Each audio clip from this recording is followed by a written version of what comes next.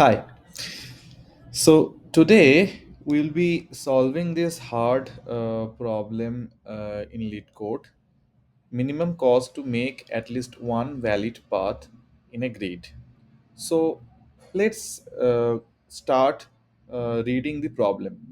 And also, one thing, the objective of this tutorial is not to code with you, but to teach you how to approach this kind of problems in the interviews and how to basically go to the solutions like without mugging up the exact solution, so that if you are given any unknown problems in the interviews, if you know certain techniques, you can easily solve those problems. So let's get started. We are given an m cross n grid. Each cell of the grid has a sign pointing to the next cell. So you can see from the example, like you will be given a grid m cross n. M is the number of rows and n is the number of columns. So if the matrix the cell value is 1, then means you can go to right. If it's 2, you can go to left. If it's 3, you can go to the lower cell. If it's 4, you can go to upper cell. And your aim is to go from the top left to the bottom right of the matrix. Now, this whatever the directions are given here, you can change the direction of every cell only once, and if you modify that, that will incur cost 1. Now you need to find out a minimum cost if you want to travel from the left up to the right button.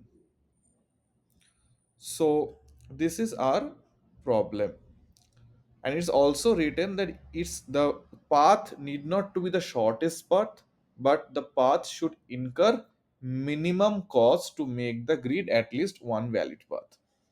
That means if I can travel from here like this, if I'm taking a longer path, but that path is incurring me less cost means if I am doing less or minimum sign changes in that path and reach the bottom right, then that will be my answer.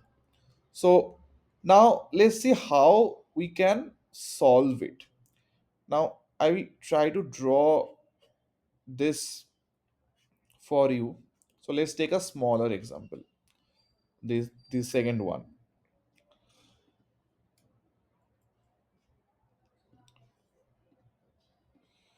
So I'll create first a 3 cos 3 matrix. Okay.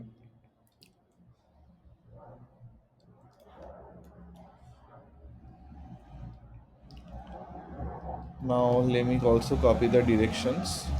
Right, down, right, right, down, then down, left, down, left, then right, down, right, down. So you are initially at here, you need to reach over here. So we can think of different paths, like we can go from here to here. How we can go here? So here the direction is right, I go right. Direction is right. The direction is down, I go down. Now from here, if I want to go here, then I need to change this sign to downward arrow. I need to change this to downward, and then I reach here. So what will be the cost of my path if I take this way? The cost will be 1. So if there is a path which has a cost 0, then we have to return that answer. So if I follow this path like this, like not from here. So we can find out there is a path which has zero cost. Like I go over here, I go over here, go down and go over here and come here. So during this whole path, I don't have to change any signs. So my cost will be zero. So we need to find out the minimum cost. So here, that's because the minimum cost is over here zero. Now, how to approach this problem? So one thing that from a single cell, you can move in four directions: towards right, towards left, towards up, and towards down. You can't move diagonally. And if you move from one cell to its adjacent cell with a changing direction, suppose here it is given right side, but from here you want to go below, then you will incur cost one. Otherwise, there is no cost. So, and you need to reach from here to here. So, can we visualize it as a graph problem? Suppose there are, I can write here, there are 9 nodes. Okay. So if I do the direction of the nodes, if I stitch it like this, like this, like this, now like this, then like this, like this, like this. So I am attaching the edges like this according to the direction given in the matrix. So all these paths will incur zero cost. But now if we want to go in a different directions, like over here, so it will cost 1. Now from here, if I want to go over here, this will cost 1. This will cost 1. So all the other adjacent paths, that means the paths from one cell to the other adjacent cells, apart from these zero paths, will incur a cost of 1. Otherwise, it's 0. So we can say that this information is basically a weighted graph that can be visualized like this.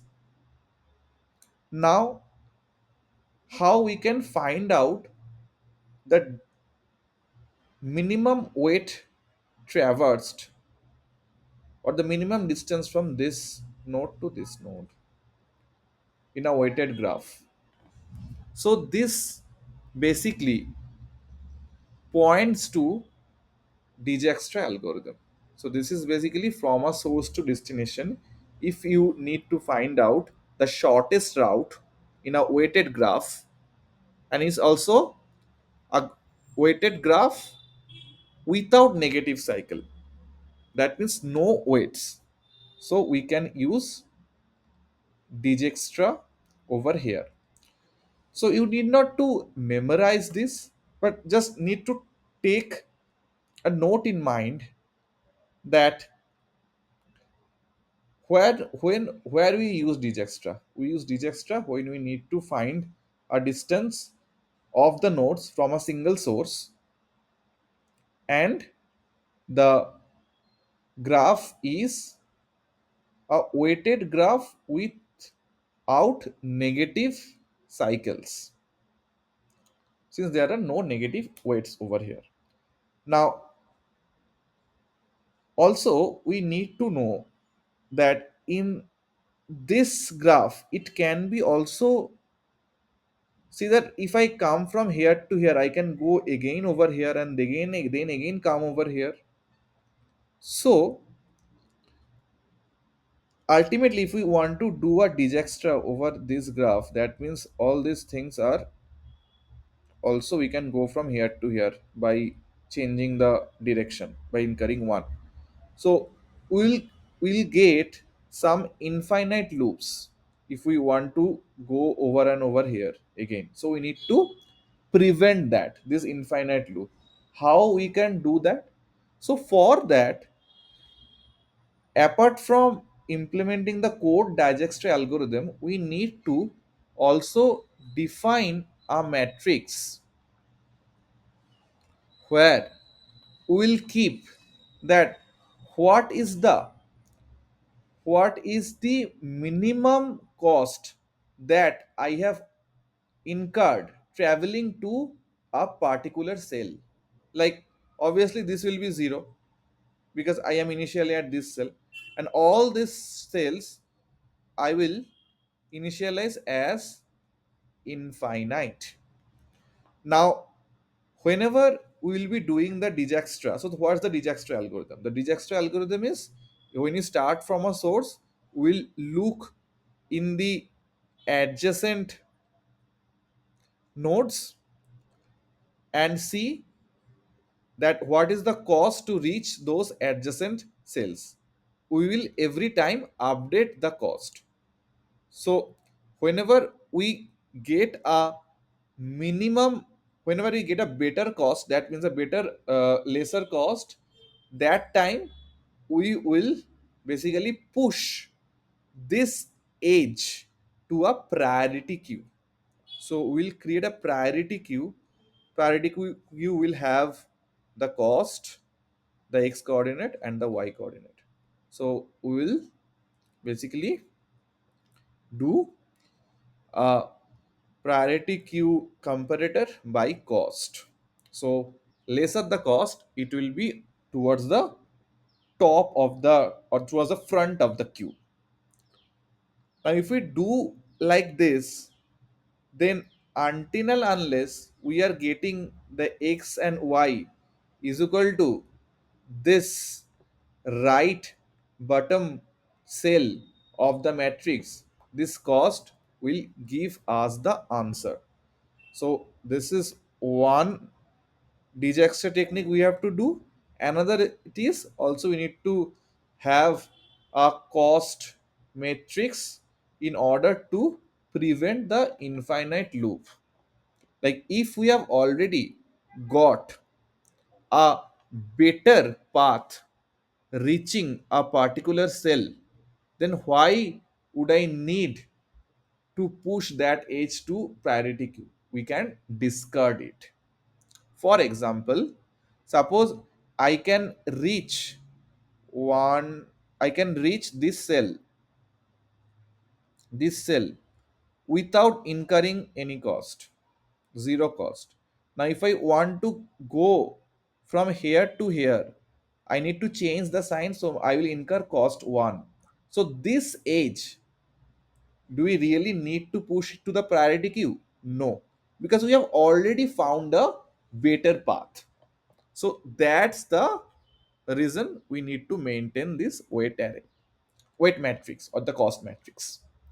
So I think it's clear. The code you will get in the comment section, and also you can check lead code for the solutions for the code. But the main objective of this tutorial is to make you understand how we can easily solve these hard lead code problems in the interviews. Thank you.